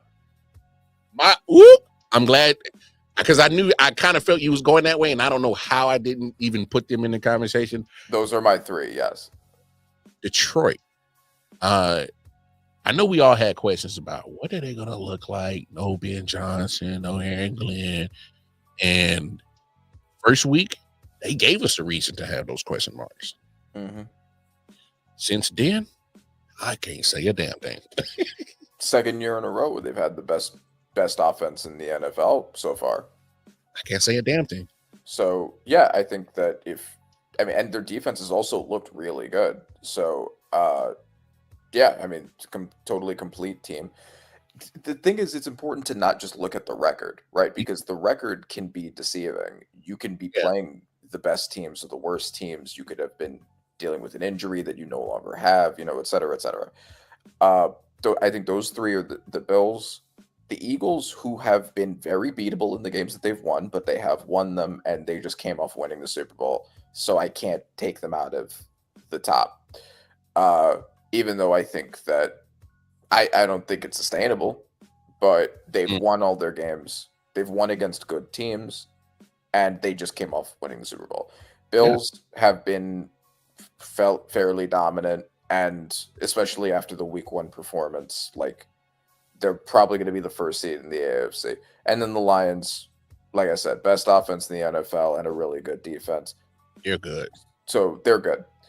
The next tier of teams that can be in that top tier on a good day, they have, I would say, Super Bowl upside. I have Packers, Chargers, Buccaneers, and Rams.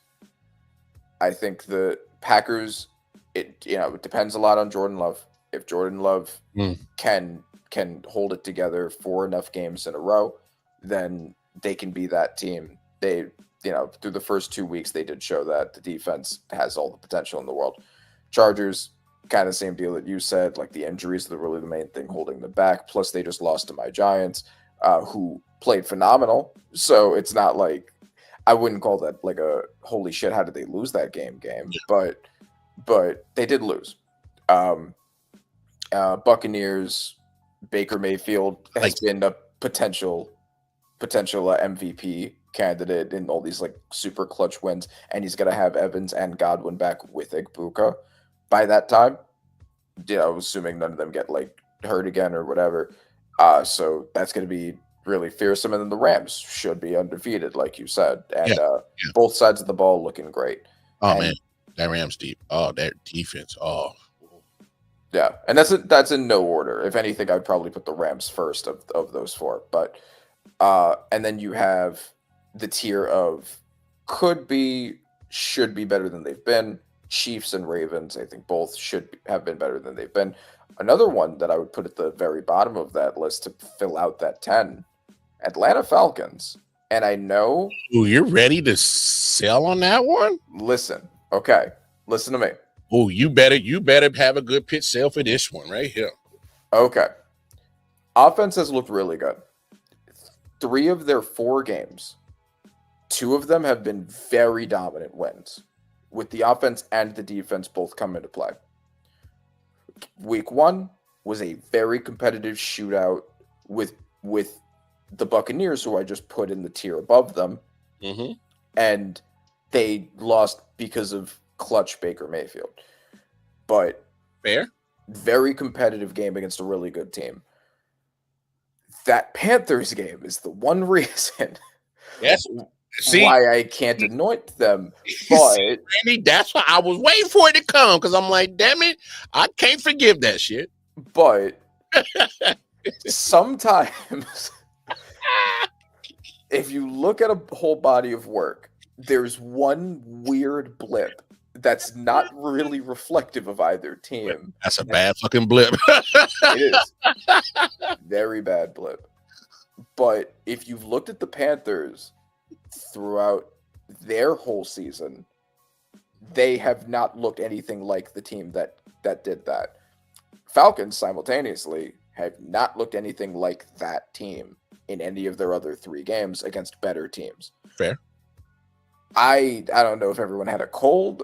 I don't know what happened, but based off of what they've shown me, I don't see them doing that again. It could happen, but offenses look really good. They have all the weapons. They have a good O-line. You know, they have Bijan. They have Drake London. They have a good receiving core. Penix has been better. He's been. I'm just going that way. He's been better. He's been better. He's been, I not crazy consistent. The stats don't pop out at you, but he's in a good enough situation. And then defense has looked the best it's looked in a while with the pickups they've had. Xavier Watts, like I said, I really liked that draft pick. He's looked really good. The defensive line and the pass rush have looked better than they have in a long time. The rookies are looking good.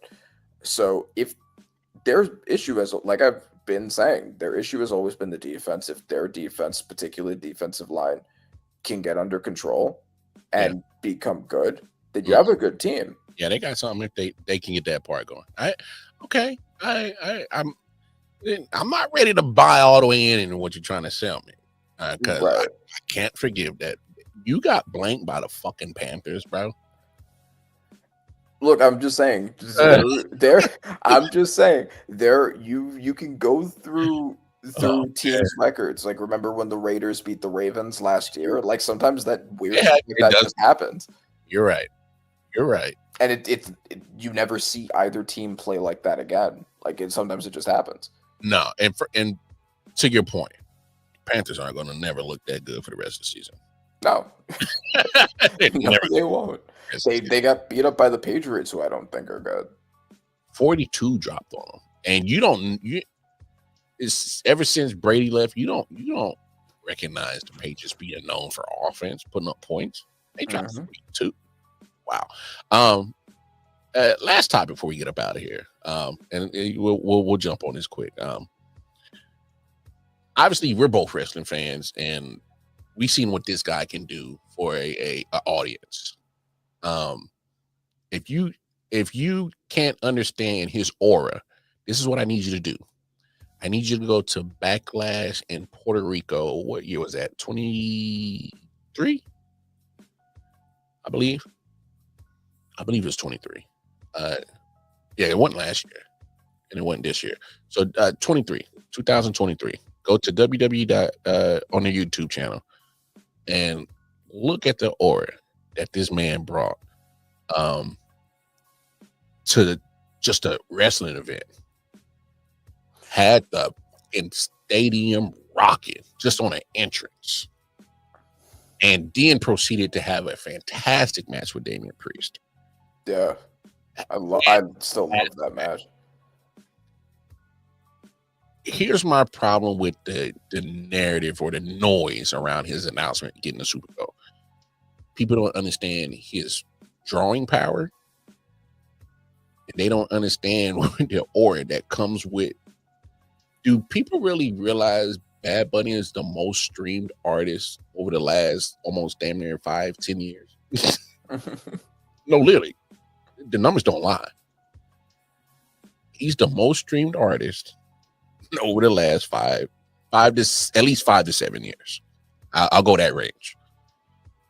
Killing it. When he puts on a tour, it's sold out. If he comes to your city, mayhem. All right.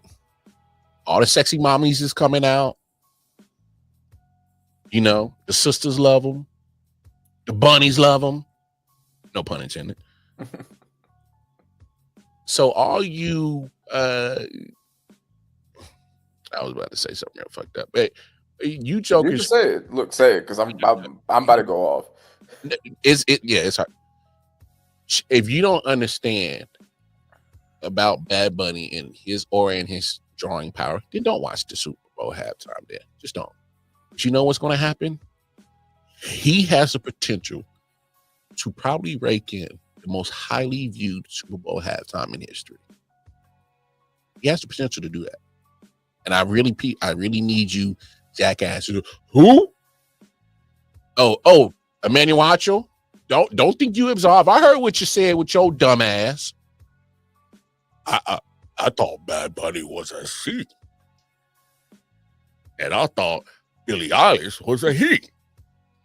Shut your dumb ass, goofy ass up. That's why your shit got canceled on FS1. And YouTube should pull your dumb shit, that speakeasy dumb shit. And the only reason why I saw that clip, because my other boy, Chris Lanehart, was roasting your ass with his content. And that's the only reason why I heard your comments. Because I'm not checking for you, Acho. Never check for you. We talking about a bum-ass motherfucker who couldn't sniff the starting field in his short NFL career and got the audacity to be on some fucking content creation shit like he knows to know. He's the loudest and the most wrong motherfucker in the room. You shut your dumb, goofy ass up. I'm going to let you have it, man, because I just think if you don't understand what Bad Bunny does for entertainment, then shut the fuck up. All right, so I mean, like, what's happening here is the same thing that happened last year. Basically, it's white America not liking when something is for anybody but them. That's what happened last year. That's what happened this year. And whatever people want to say, it's all excuses. It's all the same noise. Like, why can't we have an American? He is an American. Randy. And none of these people said that shit when it was British rock bands, right? Like, it has nothing to do with that. That part, and they know that. That part, Randy, and real quick, they didn't have that issue when they announced Shakira and J-Lo. A lot of them don't like Shakira and J-Lo for the same reason, right? But you know, it's because it's not. They're also for a predominantly Latino audience, and that's why they don't like Bad Bunny, because he's for a predominantly Latino audience. That is his demographic. That wants to understand his lyrics.